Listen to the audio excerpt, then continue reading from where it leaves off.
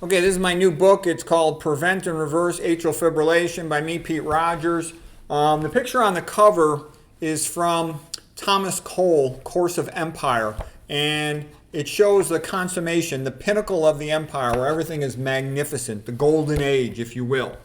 And then on the inside cover, we have a page of further along in the course of empire, destruction, when the people have become decadent, they have not maintained their borders, they're overflown, overrun, by foreign invaders.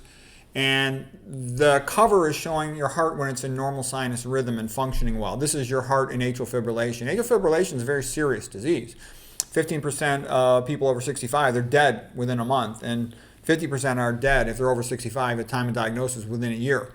Okay, and the good news is most of the time it's preventable. You hardly ever see this disease in populations that eat plant-based, starch, plant-based diets, okay? This is a disease primarily of modernism, okay? So you want to prevent and reverse this. You want to avoid modernism to the extent you can, okay? I'm just going to go over the intro real quick here today. Some of the things I do in a book is I try to make it fun. I like showing the paintings. I've had friends, medical doctors tell me, oh, my medical books are the best. And I'm like, well, how come you never invite me to speak? They go, well, you could never, ever be allowed in conventional medicine. They said, we love your pictures, we love all your jokes, all your metaphors, but, you make fun of conventional medicine, and your way is 1,000 times better than conventional medicine, but it's not good for profit, it's not good for money. Upper level management's never going to want this stuff. Nobody gives a shit about patients. Patients are irrelevant. They're a bunch of poor people who no one cares about. They have no spokesperson, okay? Drug companies got big money. Insurance companies have big money. Patients have nothing. Patients are just a bunch of poor people who their insurance pays their bills, and so no one has an allegiance to them. Okay, that's an important point because you say to yourself, why does this go on decade after decade that the patients never get better? It's because there's no money in getting them better. Okay, here is the angel appears to the shepherds to announce the coming of Christ, okay? And so I jokingly say, well, God sent me to educate you guys about how to avoid AFib. I'm kind of playing around, and I'll tell you why I'm playing around here too. Because there is a famous, and it's a very good book, The AFib Cure by John Day. He's an electrophysiologic cardiologist. This is the best book to introduce you to AFib in terms of what your options are in terms of the medication therapies and in terms of the ablation procedure. It's excellent on that. And he does better than most conventional MDs do as far as nutrition, but he's still stuck somewhere in this Mediterranean diet nonsense. Anytime somebody says Mediterranean diet, they're an ignoramus. So be polite to them. And don't get me wrong, he has a few good things to say, but he really has not read enough about nutrition to have like a mature, sophisticated point of view on it. Okay? Whereas this book is all about what are the things you can do. For example, there's increased risk of atrial fibrillation with mitochondrial inhibitors. So, I'm the one who figured out that whole list of over 100 mitochondrial inhibitors. You can try to avoid those. Okay, leaky gut causes amyloid clotting. So you want to go through my list of things that cause amyloid clotting, cause leaky gut leading to amyloid clotting, so you can have a better chance to avoid all that. I also did an extensive survey of all the drugs that are associated with causing episodes of atrial fibrillation. That's called, drug-induced atrial fibrillation. So I went through all of that. So in the beginning of a book, by showing paintings and making jokes, I'm trying to show the audience this is not like other books, okay? I'm not going to BS you. You could take it or leave it. Okay, I threw in a couple quotes, Dr. McDougall. The fat you eat is the fat you wear. Fat is the biggest toxin in the Western diet. Here's something from Kempner. The rice diet, consisting of white rice and fruits, was designed to be as low as possible in fat, protein, and sodium. And these are the guys who basically cured more patients than any doctor that ever lived. It'd be smart to listen to them and see what they had to say.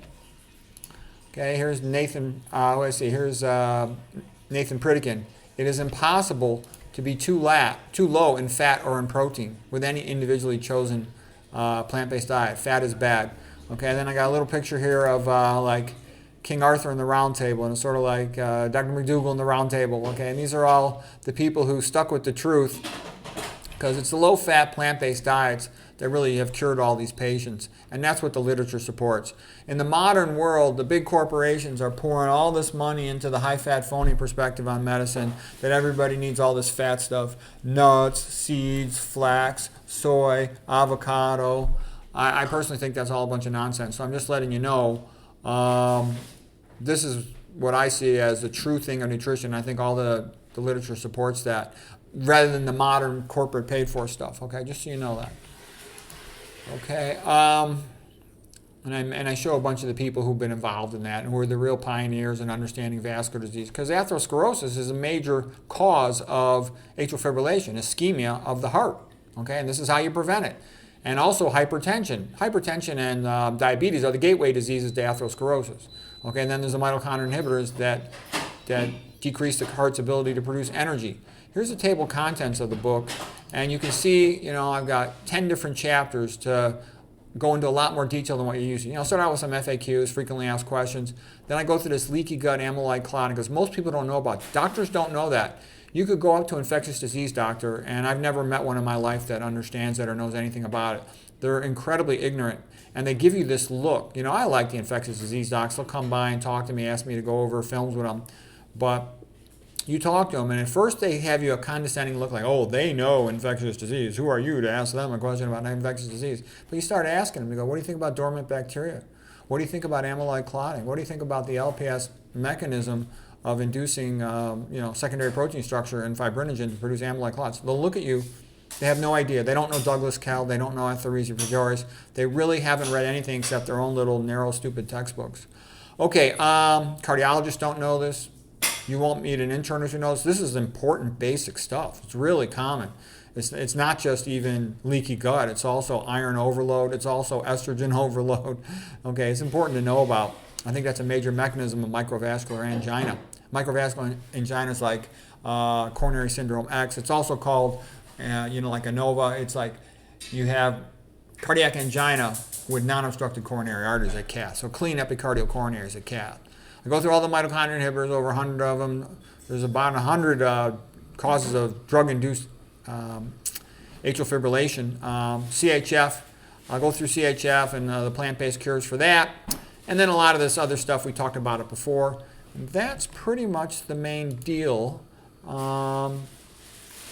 Educational purpose. Okay, so anyways, that's the introduction to my new book. I think it sells for about $28, something like that. It's only available at Amazon.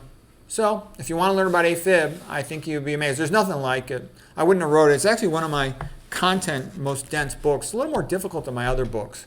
So somebody, you have to be pretty serious about wanting to understand health and AFib. This is not a baby book. If you want a baby book like my starter book, read my Tale of Two Toes in a Hot Tub, How to Improve Blood Flow. That'll get you started at a beginner level. This is for a serious person who's concerned about atrial fibrillation, congestive heart failure, and they want to prevent and reverse it. They really need to know, or they need to take care of those patients. This will really help them.